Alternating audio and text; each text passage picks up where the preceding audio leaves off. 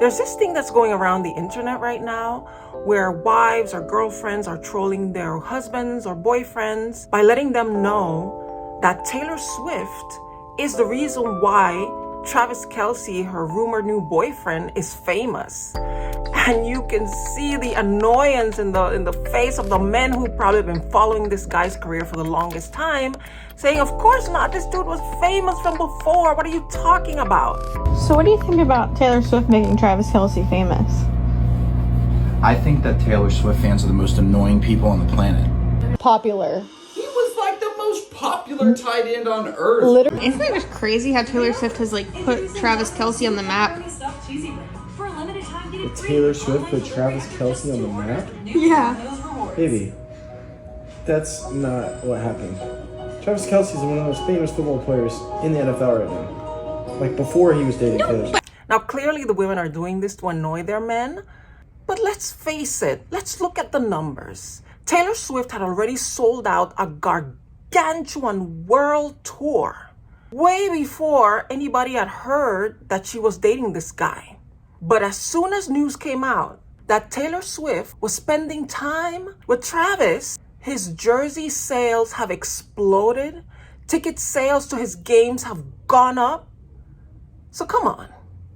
There is no doubt that in terms of worldwide impact, Taylor Swift is the biggest celebrity in that relationship. Now let's face it, Travis Kelce obviously is a famous athlete. But unless you are plugged into American football, you didn't really know who this guy was. In fact, I've known about Travis for a while because of his ex-girlfriend, Kayla Nicole. I saw a picture of them randomly, maybe on Pinterest or somewhere. And I remember looking at her and thinking, oh my God, she looks so cute. Her outfit, her hair, everything looks so cute. Who is she? Who are these people? And that's how I became aware of who he was. So for those of you who don't know who any of these people that I'm talking about, here's a quick little recap. Travis Kelce plays for the Kansas City Chiefs, and he is he a quarterback? He's a tight end. I don't know what any of this means. And apparently he's won the Super Bowl a couple of times. He is well known. He's really good at what he does. And then Taylor Swift, everybody knows Taylor Swift. I don't have to explain who she is. She's a brilliant songwriter. She's in the middle of a huge world tour right now. And she attended Travis's game for the first time this past Sunday.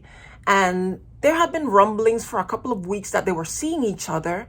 But her presence at that game in the player's box with his mom was confirmation that they are indeed seeing each other. And so Taylor's fans are going crazy. His fans, I don't know, there's like a mixed bag going on. Taylor Swift is known for writing songs that are very critical of her exes after their relationships end. I mean, some of her best songs are breakup songs. And so a lot of his fans are afraid that she might come with the Taylor Swift curse and somehow she will ruin his reputation once they break up. But I want to talk about their specific relationship and why I am afraid that this is just a clout chasing thing. From all accounts, this is brand new. This is fresh. This is at the very beginning stages of a relationship.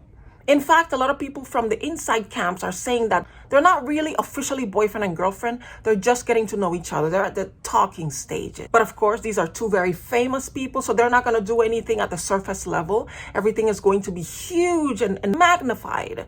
And from what I understand, the reports are after the game on Sunday, they left in his convertible with the top down.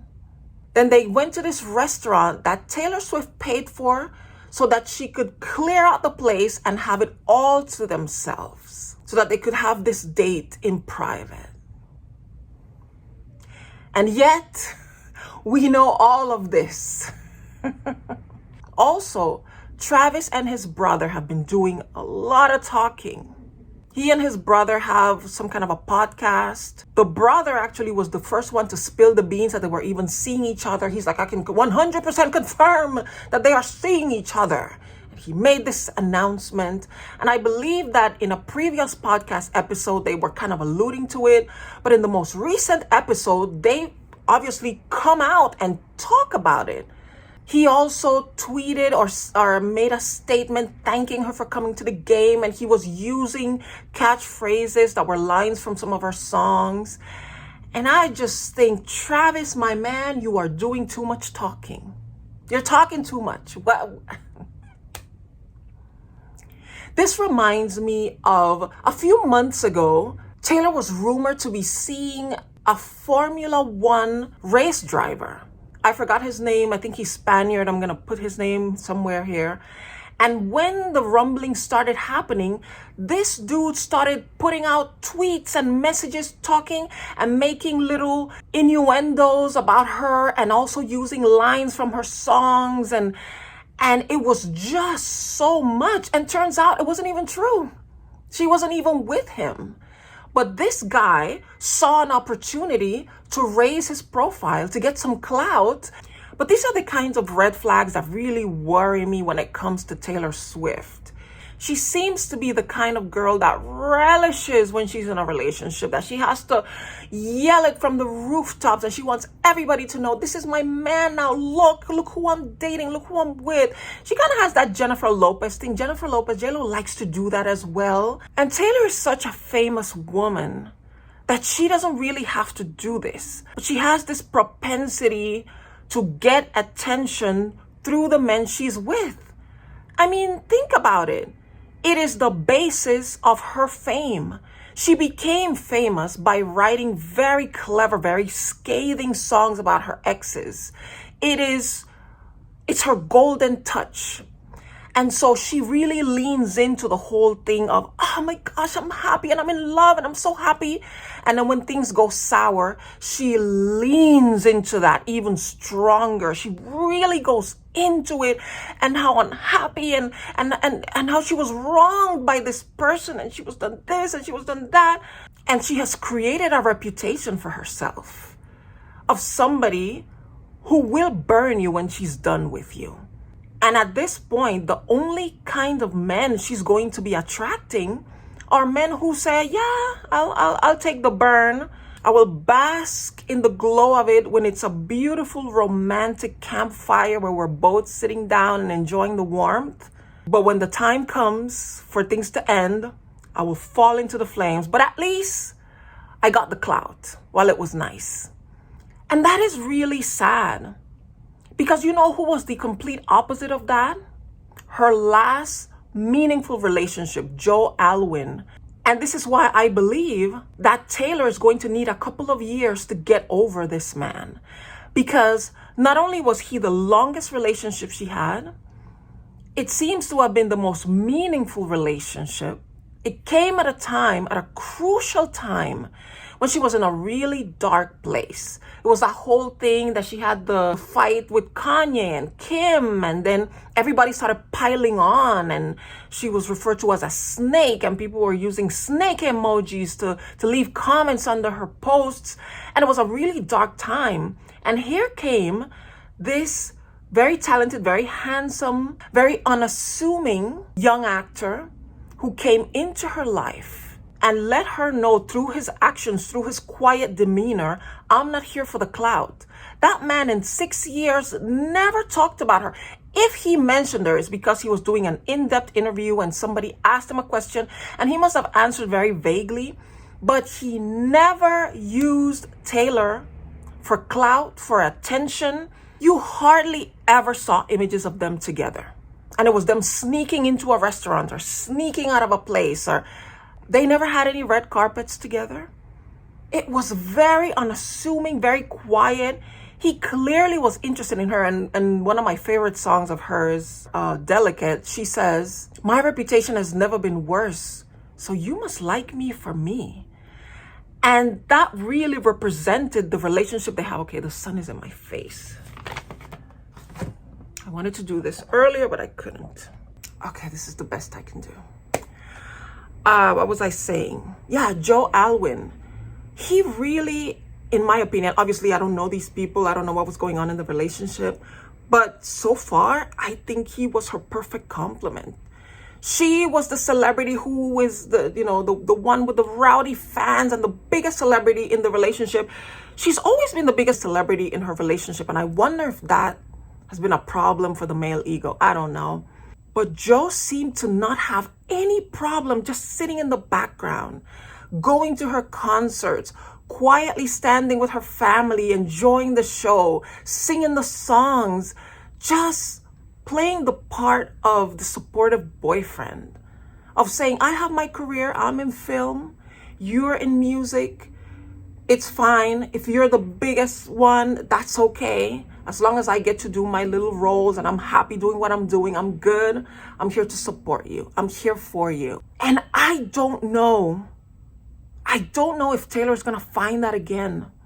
I just don't know how a serious man is going to be interested in being a part of that circus, only to get burned in the end. And it seems like lately the only guys that are attracted to her are guys that are in it like, well, let's get as much as we can out of this. And that's unfortunate. I like Taylor. I am someone who, I was late to the party. I wasn't a fan of hers in her teeny bopper eras. But when Reputation came up, when that album came out, oof, that was a great album. And then Folklore came out, and I was like, okay, I'm in. I may not be a Swiftie, I'm not to that level, but I'm definitely a fan of hers. And I just know that the next album is going to be all about her and Joe going their separate ways. And what am I saying with all of this? Taylor's not over Joe. She's not going to be over him for a while. Because like I said, this was the most significant relationship she has ever been in. And so she needs some time to excise the ghosts of that relationship and just kind of come to terms with that loss. But she is going into these relationships. The last guy before Travis, speechless. I'm speechless. And then when we found out that he was into some weird proclivities, he was into some weird fetishes that are so disturbing, I just can't even. Oh, that was such a blimp in the radar. Girl, what happened there? This guy is more your speed, but still, like I said, it's giving clout chase. And the bunch of jerseys that he managed to sell, the extra jerseys that are going crazy, people are buying them, they're going to make a very bright bonfire when this relationship ends and Taylor's fans turn against him. But I guess he's gonna bask in the glow for now, I guess. I wish Taylor the best. I really want her to find her person. I wish it had been Joe. I think they would have made the perfect couple. Didn't they look almost like brother and sister? I know that's creepy. That's very Lannister. Speaking of Lannister, I just started watching Game of Thrones. I know I'm late to the party, but I just started watching. I'm already in season 2 and I am hooked. It's such a great series. Too many unnecessary sex scenes. This is a rant. What's up with all the unnecessary sex scenes? What is wrong with people? I mean, there are some that are necessary, like in the pilot episode. I don't want to give anything away, but there is a very crucial scene that we have to see happen. But even in that scene, if you remember, they are both fully clothed, but it gives you just enough for you to know the gravity of what you're watching, and that sets everything in motion. So there will be scenes that are necessary, but 99% of the sex scenes in this series are gratuitous and unnecessarily graphic and completely unnecessary. They don't advance the story in any way. My goodness. Tell me your writer's room is filled with a bunch of perverts without telling me you have a bunch of perverts in the writing room. It's like, come on. Even if the book, I haven't read the books, but even if the books have all these scenes, you don't have to show them. They're not necessary. But I guess they want to be edgy. Whatever. That has nothing to do with this video. But yeah, I'm wishing Taylor the best. I wish it had been Joe. And I know that the next album is all going to be about that breakup. I just know. I hope, Taylor, that you show as much respect for Joe as he showed for you throughout the relationship. Be kind. Yeah, even if, things happened, just let this one down easy. Please, let it be like a folklore album, that kind of a breakup album, romantic and wistful and wishful and nostalgic, and move on in love. And I can't wait. I can't wait to listen to it. But what do you think? I'm going to pass it off now to you. Do you think that this is actually a good relationship? Do you think that this actually might be something? There's promise here. Let me know in the comments section. Did you like this video? Please give it a like. Please subscribe to my channel. I'm really trying to grow it, guys. I would like to get to 2,000 subscribers before the end of the year. Do you think we can do it? Can we do it, guys? Can we? Please subscribe. I like to talk about pop culture and different topics. Please share this video if you'd like to share it with people on all your social media platforms. And hopefully I will see you in the next one.